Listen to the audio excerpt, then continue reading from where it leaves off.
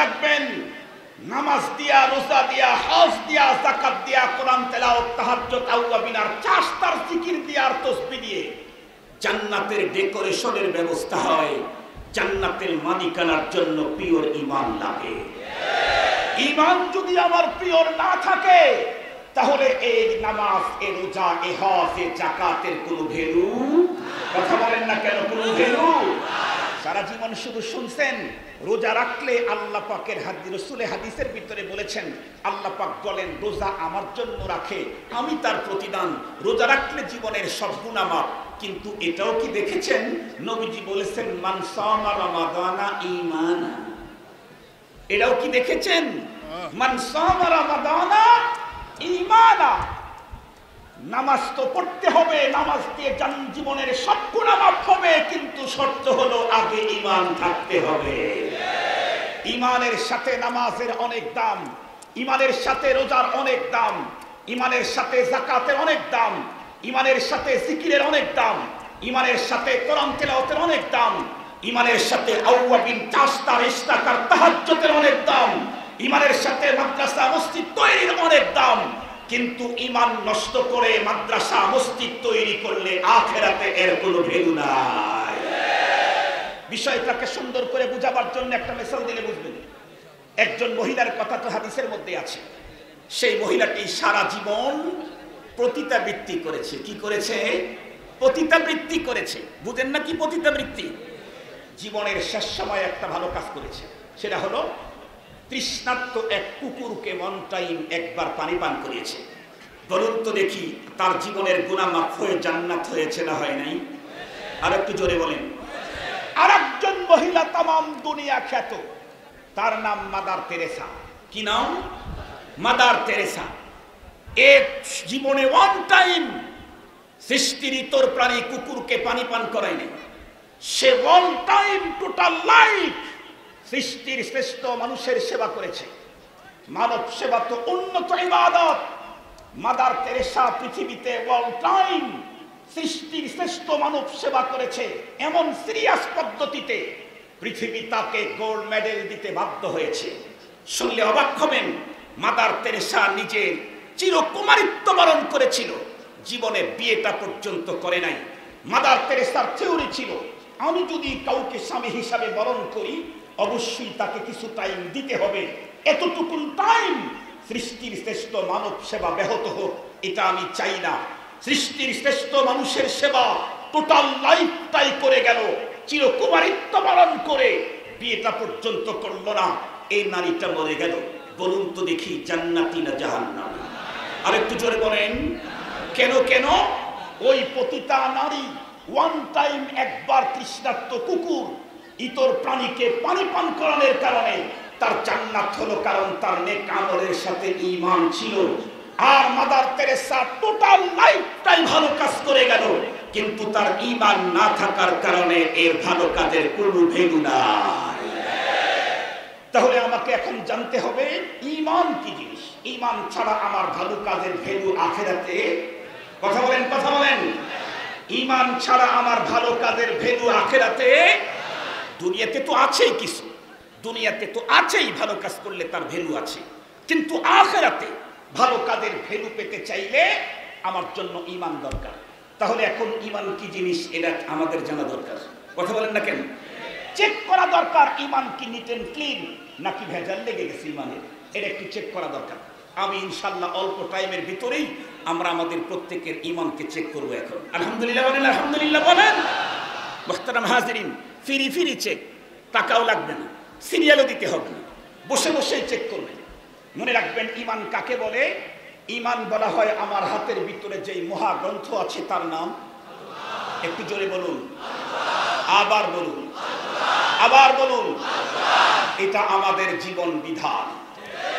বলেন এটা আমাদের, আবার বলেন এটা আমাদের জীবন বিধান। ঈমান বলা হয় কোরআনুল কারীমের বিসমিল্লাহর বা থেকে সূরা নাসের মিনাল জিন্নাতি ওয়ান নাসের শেষের সিন টোটালটার উপরে পরিপূর্ণ বিশ্বাস আর অবিচল আস্থা স্থাপন করার নাম হলো ঈমান। আবারও বলছি, ঈমান কাকে বলে? কোরআনুল কারীমের বিসমিল্লাহর বা থেকে সূরা নাসের সিন পর্যন্ত টোটাল তার উপরে পরিপূর্ণ বিশ্বাস, অবিচল আস্থা স্থাপন করার নাম হলো ঈমান।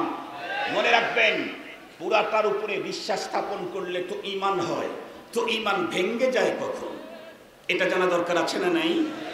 আমরা যে ওযু করি, একবার ওযু করার পরে কিয়ামত পর্যন্ত আর ওযু ভাঙে না।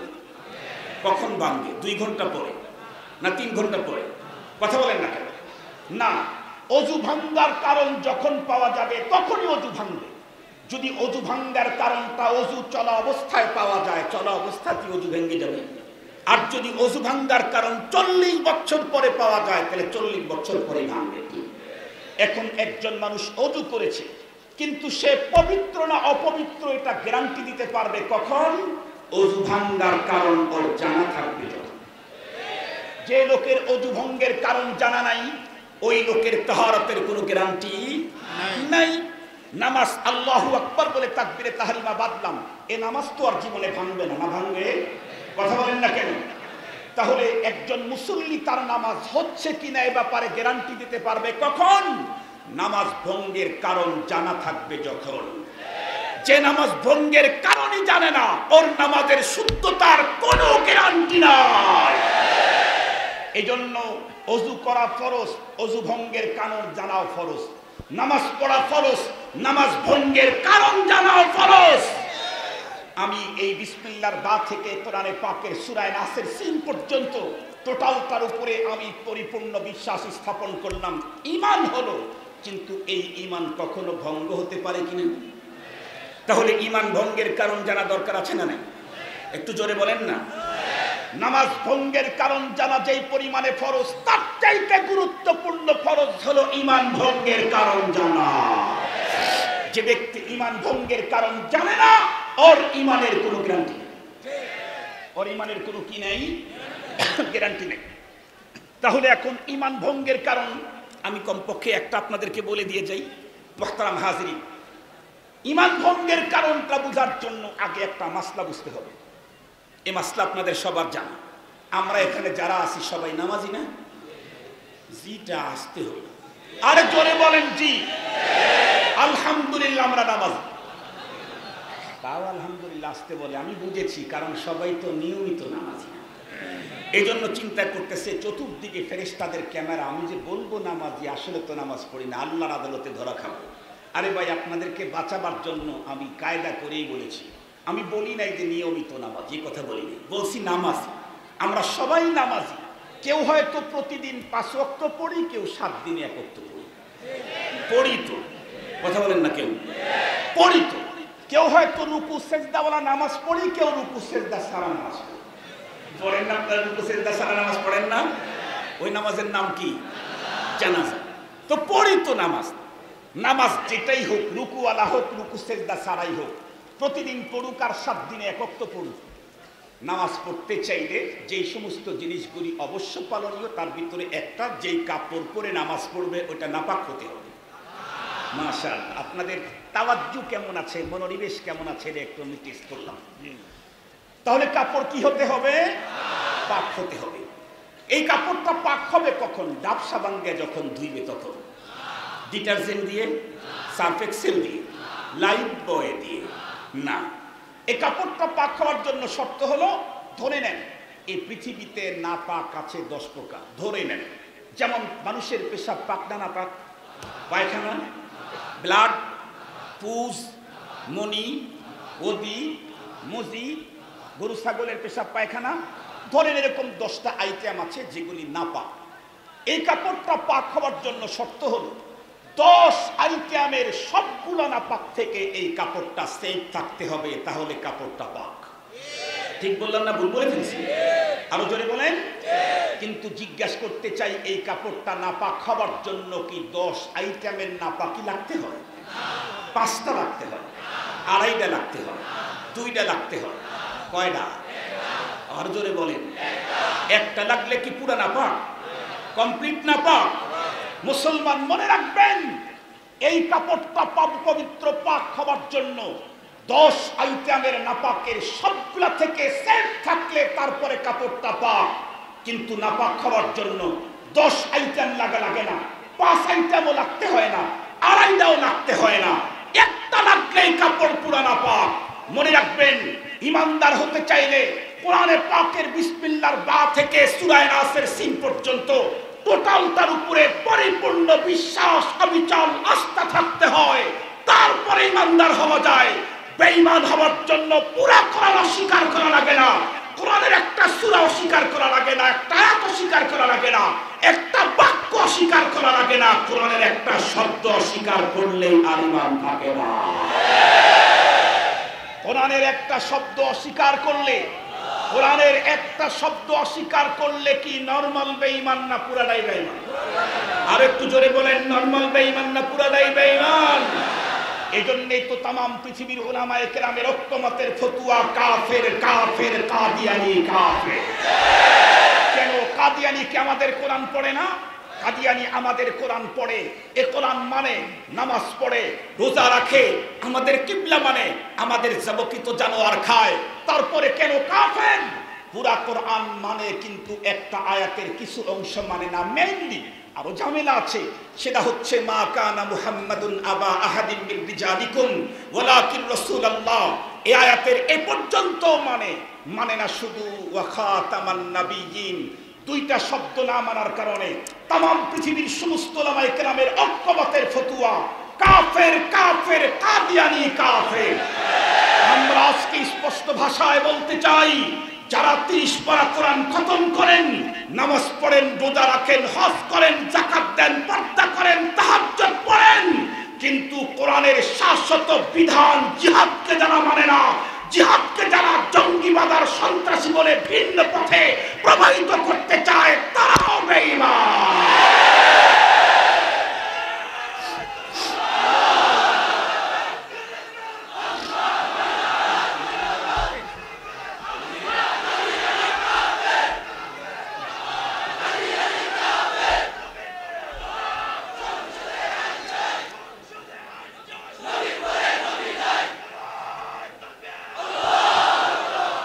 এই স্লোগানটা একটু ইসলাহ করে দেওয়া দরকার, এই স্লোগানটাকে একটু শুদ্ধ করে দেওয়া দরকার।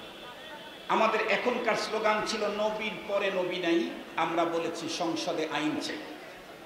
এখানে একটু একটা শব্দ বাড়াতে হবে, কারণ আমাদের দেশে আবার অনেক বড় বড় মুরগি সাহিত্যিক আছে, চেনেন নাকি দুই একজন? ওরা যেহেতু সাহিত্যিকতা আমাদের চরম জানা, এজন্য যে কোনো মুহূর্তেই কোনো পেশ লাগাইতে পারে। মোহতারাম হাজিরিন ভাই বসেন, একটু কথাটা শুনেন শুনেন শুনেন।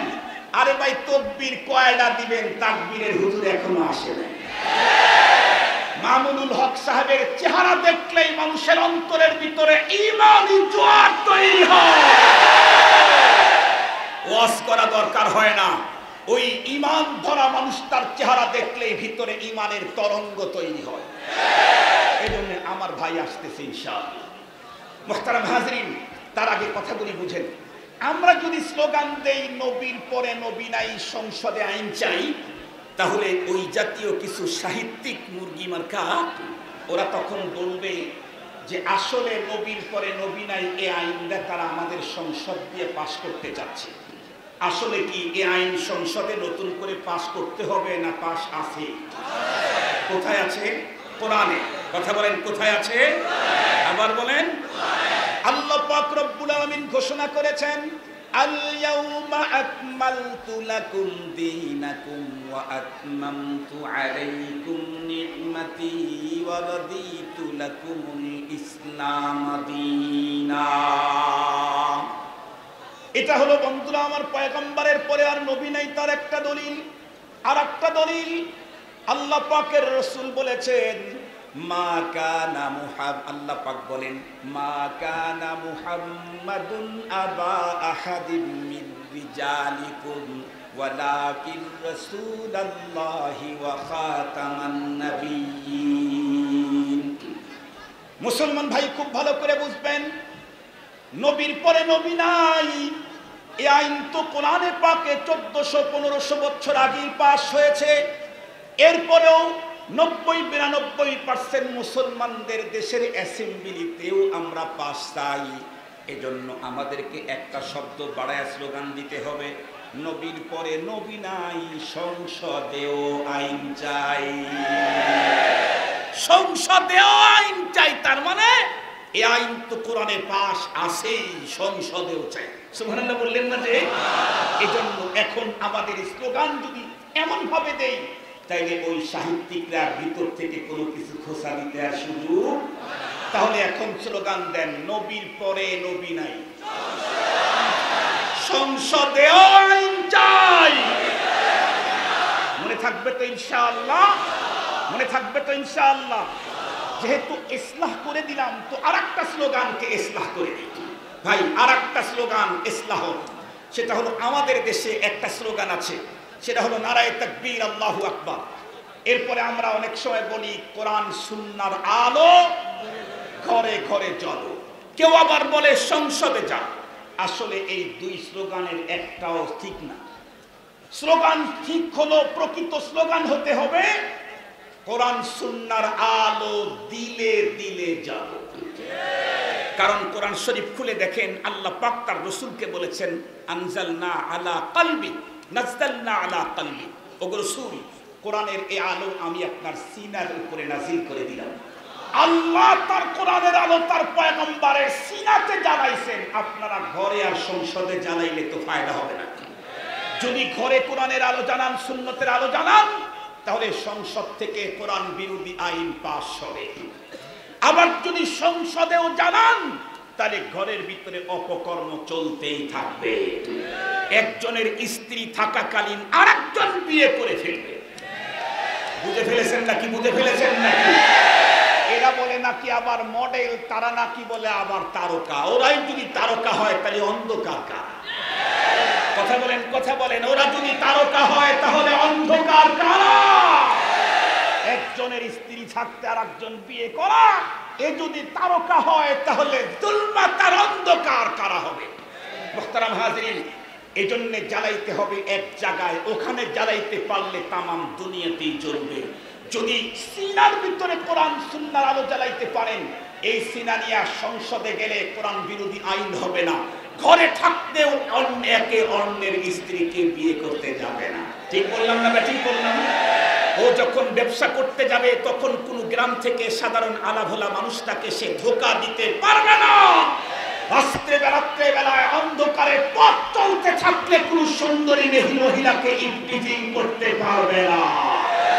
এই জন্য আগামী দিনে আমাদের স্লোগান হবে কোরআন সুন্নাহর আলো। মনে থাকবে তো ইনশাআল্লাহ? মনে থাকবে তো ইনশাআল্লাহ? দিলে দিলে জ্বালো কোরআন সুন্নাহর আলো। মনে থাকবে তো ইনশাআল্লাহ? আমি কোনোদিন আসি আর না আসি, স্লোগানটা যেন এখন থেকে শুদ্ধ হয়। রাজি আছি তো ইনশাআল্লাহ?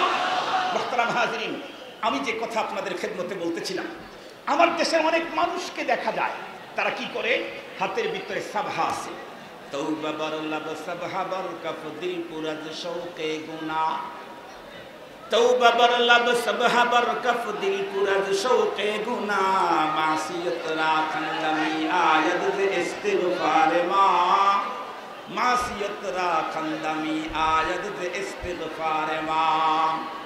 খুব ভালো করে বুঝবেন মুসলমান, আমি আগেই বলেছি, ইমানদার হওয়ার জন্য কোরআনুল কারীমের বিসমিল্লাহর বা থেকে সূরা নাসের সিন পর্যন্ত টোটাল তার উপরে অবিচল আস্থা থাকতে হয়, তারপরে ইমানদার। বেঈমান হওয়ার জন্য পুরা কোরআন বিশ্বাস করা লাগে না, বরং কোরআনুল কারীমের কিছু অংশ বিশ্বাস করলো আর কিছু অংশ বিশ্বাস করলো না। একটা অংশ বিশ্বাস করলেই আর ঈমান থাকে না। আল্লাহ পাকের কালামে আল্লাহ পাক বলেন, আল্লাযীনা ইউমিনুনা বিবাদিল কিতাবি ওয়া ইয়াকফুরুনা বিবাদ লাহুম খিজয়ুন ফিল হায়াতিদ দুনিয়া। আল্লাহু আকবার বলেন।